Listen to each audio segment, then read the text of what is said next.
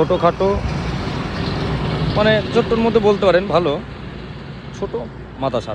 জায়গাটি অবস্থিত আছে আপনার এই দিকটা হচ্ছে কলকাতা, আর এই দিকটা হচ্ছে আপনার কৃষ্ণনগর। যাওয়ার পথে ঠিক বাদিকটা খেয়াল করবেন, আমাদের ছোট খাটো মাদ্রাসা। আপনি আমাদের এই যে আমার বাহন, আমি ভেতরটা আপনাদের দেখাই কেমন। ঢুকতে গেলেই দেখতে পারবেন ওয়াশরুম এদিকে আছে, বাথরুম এদিকে আছে।